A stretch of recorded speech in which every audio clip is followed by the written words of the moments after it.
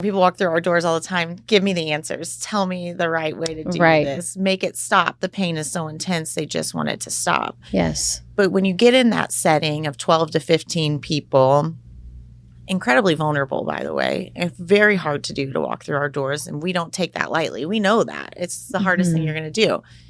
If you can get into this space where you feel safe to talk about those big feelings of, I feel like a failure as a mother because I let my child down, or, whatever the situation is. If you can get into a space where somebody else can acknowledge that with you and you can see the progress, like you can come into a group and you can sob, not be able to speak 1, 2, 3, 4 times in a row, but you can see Joe over here can say, I was there once, but look at me now. Therein lies the healing for these people. That's how we do it. It provides hope. Hey, everyone. Thanks so much for joining us for another episode of At Home with Emily, a podcast about creating a life you love. I am so glad you're here with us today. It is fall time. It's pumpkin spice for everyone that loves pumpkin spice. Not my favorite, but it's seasonal. We're planning for the holidays. The kids are talking about what they want for Christmas. The Amazon, the new wish book. It used to be the Sears wish book. The Amazon magazine or catalog, whatever it is out. So it's just that time of year, and it's exciting and it's all the things.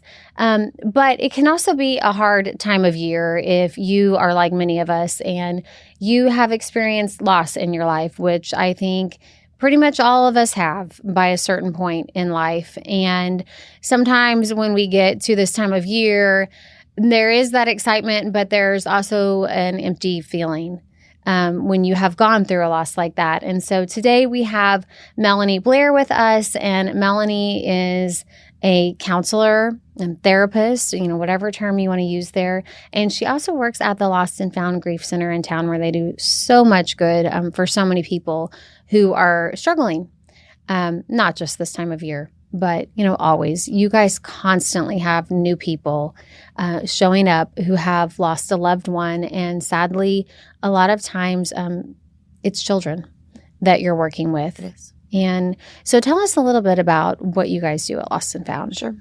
So we're a unique resource in our community. We're something that not all communities have. And so I think we're lucky here in the Ozarks to have Lost and Found Grief Center. We serve grieving families. It primarily began serving children, and that has adapted over time, and now we serve adults as well. We have 27 different groups that we offer. That's our primary service, which is therapeutic grief support services, often in the evening times from 6:30 till 8 p.m. And then the secondary service that we offer is individual counseling services, which is a fee-based service. So we're blessed to have continued support, donations, grant dollars that fund us at Lost and Found so that we can provide those therapeutic grief support services to no charge to our families. Well, when I first contacted you, I was wanting a therapist or a counselor who could come in and who could talk about this season. And I mentioned to you, it would be helpful too if there was someone who had been through this who could share that with families. And you right away said, well, Emily, that's me. And you are a mother. And you're a mother who's been changed forever. Yes. Through loss. Yes. And I attribute sitting across from you and being able to talk about my story because of Lost and Found. So I started working with Lost and Found as a participant. My husband and I went there after the death of our son, Charlie, in 2018. And at the time when Charlie died, it was recommended to us that we do individual counseling, that we didn't go into the group setting. And we had 5-year-old twins at the time. It was also suggested this isn't the right service for them right now. And the reason being because they were going to be put into a group of other children that had lost a parent and they had lost a sibling. They were scared. They were already fearful. They already were worried about so many things that Dr. Karen Scott just suggested, let's not do that. Let's watch. Let's see how they do. With me being a therapist, she was like, you can kind of watch for some of these things at home. I'll say, being a therapist, I really thought that you would have had thought that tools. I could have done. You had tools. Okay, I've got tools. I know what's coming. Yeah. Totally different when it hits you. Yeah. I didn't think about counseling. I didn't think about any of those things. It was because of my husband contacting Lost and Found that we got started with Lost and Found. And I've always said this, it genuinely saved my life. It is allowed for me to understand grief, to educate other people, to help them, to advocate for them, and to hold space for others. And so it's not a job for me. It's truly a calling. And I believe, don't get me wrong, I'd give anything to have my son back with me. Yes. But I feel fortunate enough to be able to have taken that tragedy in my own life and do something good from it.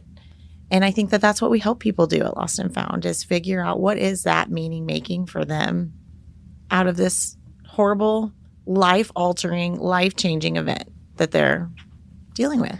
Charlie was very little. He was. Yeah, he died on his 9-month birthday. So he was born May 23rd and died February 23rd.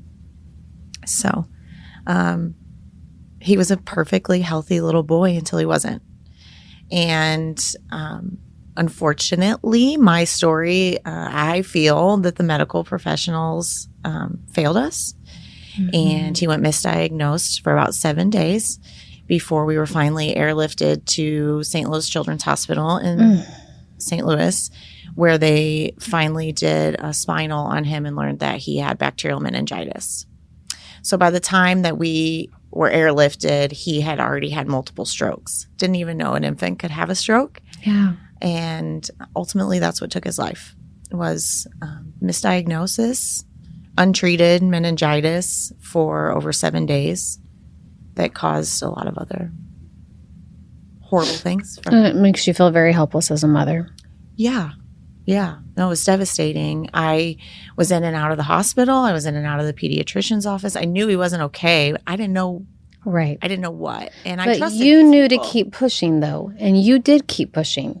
And you did everything that you could do. That's right. And that's what we help people. That's what my therapist helped me understand. I carried a lot of guilt as a mother. Yeah.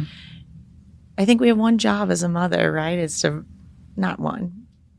It's keep them We have alive. a million We have jobs. a million, but one of the most important is raising good humans and keeping them alive, right? And so ultimately, when your child dies, you feel like a failure. You feel like I failed him, and Lost and Found helped me understand that I did the best I could do with the information that was given to me at the time, and to help me kind of release myself of those feelings of guilt that I carried for a long time.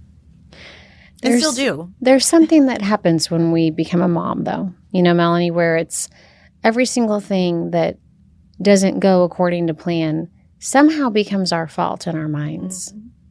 I totally feel that way. I mean, even if it's very small things in comparison to the gravity of what you're talking about.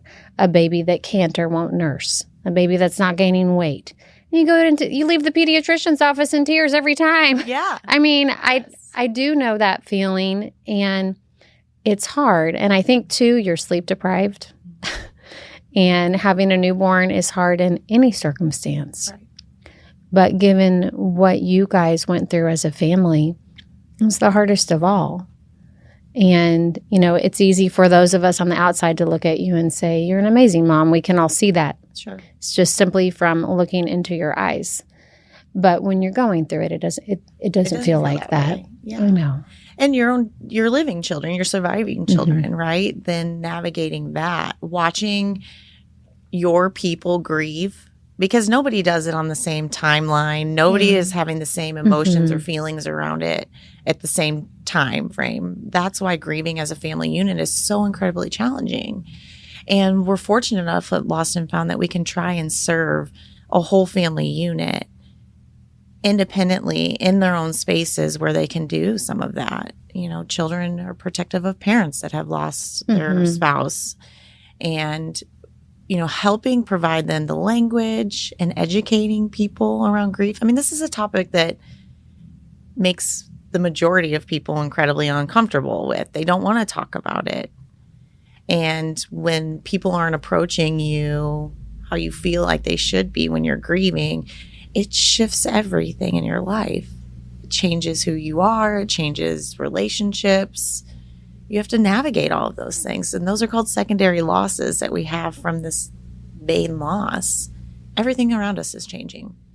Well, the power of finding someone who understands what you're saying and who understands what you've been through, I think is really the thought behind the group therapy that you do. Because I think when you go through pain in life and you'll never understand, why did I have to go through this?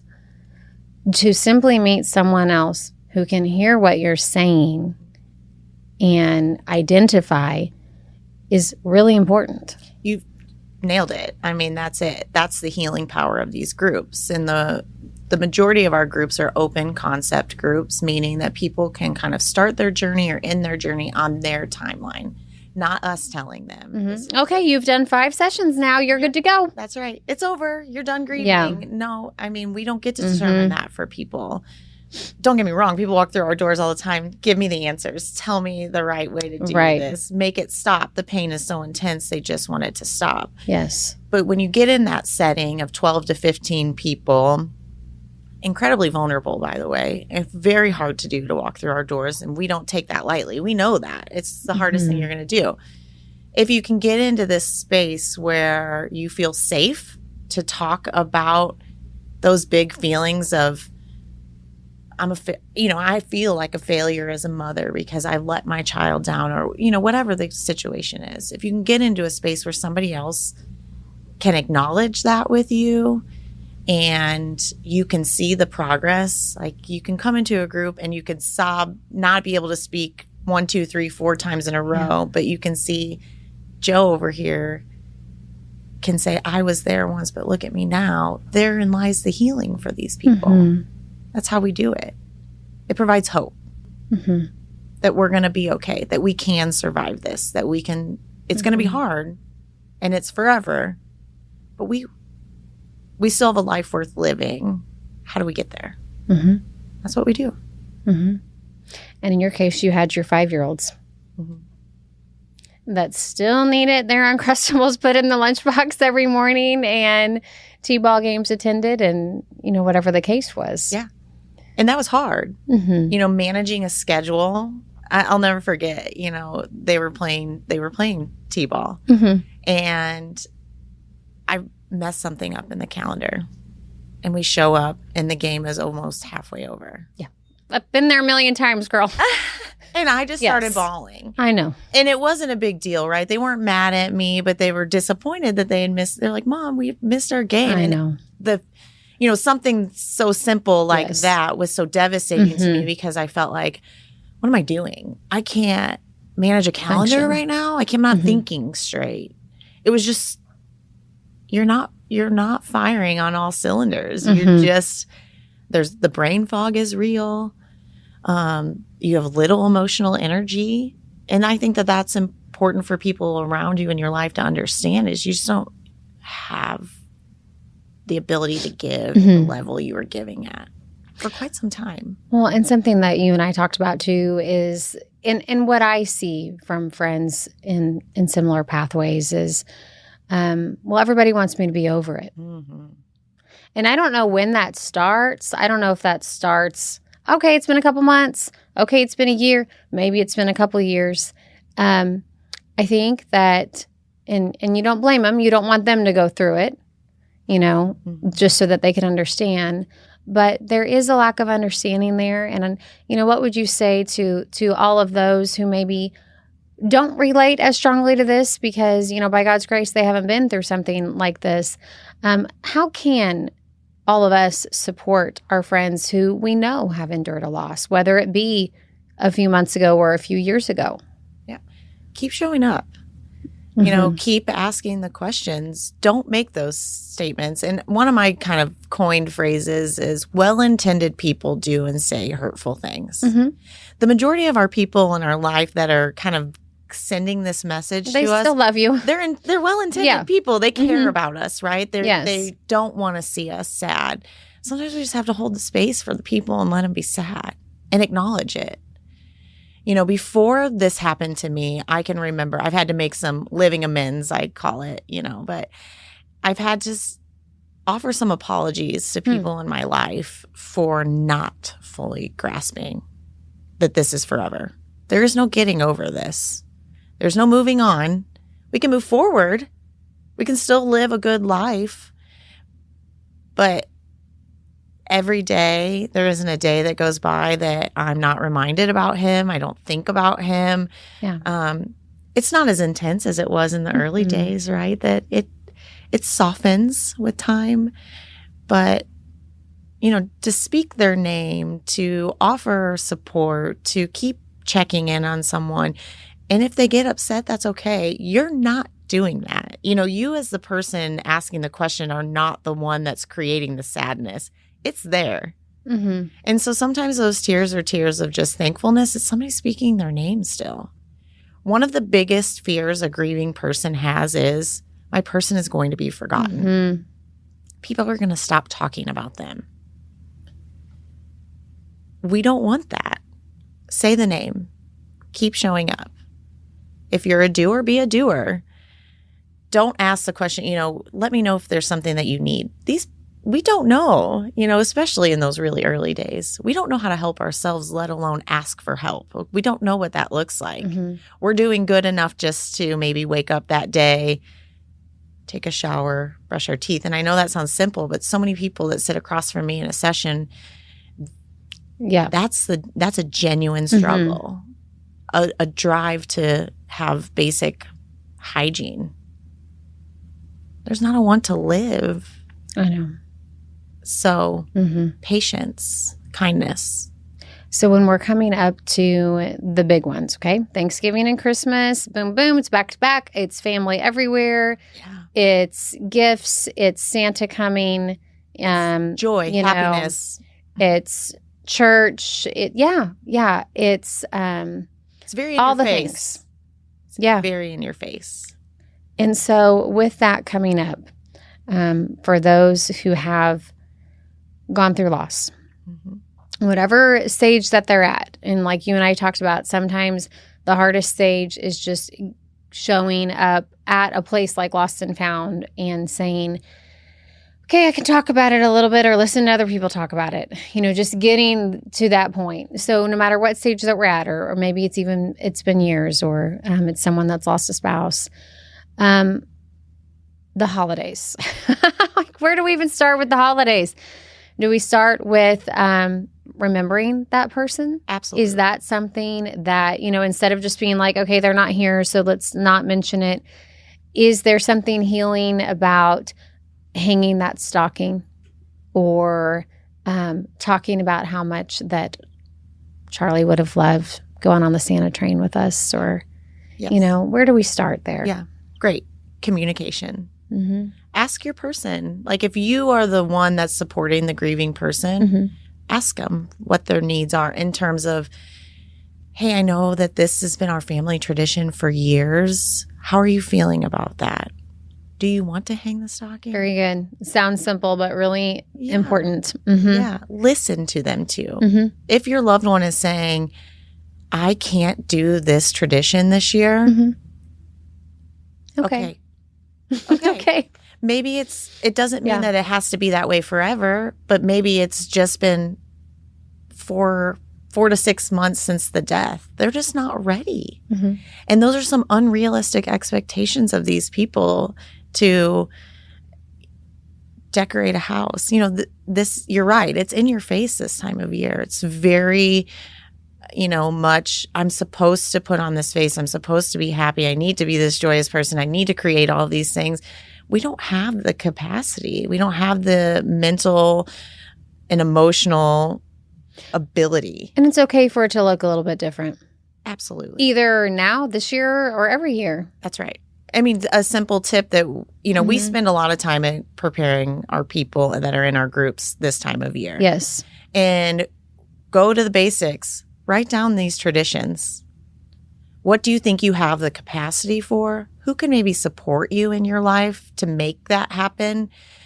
And when we're talking about people that have young children still too. Yeah. It's really hard because, we want to encourage, we don't want to say, don't put the tree up this year for the sake of those kids, right? That first Christmas, I was numb. I went through the motions, right? I did the tree, but I didn't do everything at the level that I used to. The matching pajamas weren't there. All of these little things that I've done all the as a mom. Things. I couldn't. We were doing good enough to have a tree in the house and to have gifts under the tree. And guess what? That's all the kids were looking for anyway. We put a lot of that on ourselves. Yeah, there's a lot of extra pressures, and I think you need to get to a place of self-forgiveness and to not put yourself in that place of that demand and those expectations. Some of it's self-induced, some of it's family. But, I think planning, preparing, being prepared for what's coming ahead. I can remember being told, have an exit plan. If you think you can do it and you get there and it's too much, have a plan to leave. And then as the support system for that grieving person, just give them some grace. Give them some space. Like let it be what it needs to be this year. Don't be upset with them because they're not performing at the level that you think that they should be at. It's hard. Kindness. I think breathing is a really big thing whenever you're going into stuff like that too. I know that sounds silly, but it does not at all help your mind. So we start every group with a mindfulness activity. And so this is a skill set. This is a coping skill that we're giving these individuals. And it can be a simple breathing technique, triangle breathing. Breathing in for so many seconds, holding it, breathing out. Yes. And this is something they can take with them in those moments, right? You're walking into a space that floods you with memories and is very triggering for you. Okay, give me a second. Let me take a couple of deep breaths. Where can I go to recompose myself? Who's my safe people? Yeah, I think having those safe people, because I think too, Melanie, like just thinking from my own life when I was going through hard times, and then I'm walking into a group of everyone who's in a happy phase, they don't want you there. That's how it feels. Sure. You feel like, okay, well, they don't want me here. I am bringing the mood way down with the reality of what's happening in my life. Yeah. Whether that's spoken or unspoken, you feel. I know. And a lot of times it's unspoken, right? It's our perception of it. Yeah. But you feel it. And it's true. You know that. You know you aren't the same person. You know you're shifting and you're changing. And so how do you do that? How do you navigate that? Yeah. Do you just say, you know what? I don't have to be here. That's right. That's it. You have to give yourself permission and not beat yourself up for saying, I can't do this right now. Yeah. That's okay. Okay. We'll circle back with you guys in a few months. You're not a bad person for that. Yeah. Again, I think it's self-induced pressures that we put on ourselves. Yeah. Well, I think too, okay, how to circle this up. So the way that we're painting it is not very light and bright right now, but the truth of it is the more it seems like that we go through things, the more that God grows us and that we're able to have a capacity for understanding others. And so giving those tools, like what you guys provide at Lost and Found, is number one. If you can get there and get that support, and you've given us some good ways to help those in our life who are going through similar situations. And so moving from there, and then, I think once you start getting those tools and putting one foot in front of the other, whether as the family or as the individual, you do start seeing little bits of joy again, and you're able to take those things in again. And so I think that if you're willing to stay and have another conversation with us, I think we should talk about, how does your life change, and what are the ways that you do grow through these situations and hardships. And a big thanks to Melanie for guiding us through that tough conversation today. I hope it helped you as much as it did me. And next time we will be continuing the conversation from grief to growth and the steps that we can take together to move forward through these hard times. If you are watching us on YouTube, please be sure to like and subscribe so you can be notified when our next episode drops. You can also follow At Home with Emily and Around the Ozarks on all of our social media pages, and head to aroundtheozarks.com and be sure to sign up for our daily newsletter. We'll see you next time. When you sign up at Work Money, you could win $50,000. With the average renter paying around $2,100 per month, that means you can have rent covered for a whole year and more. So you can be more. And when you're more, that means you get more. And more. Ooh, but not so much of that. Sign up at Work Money. Get money-saving tips. Skip the rent. Get more rich. Sign up at workmoney.org/more-rich contest for your chance to win $50,000.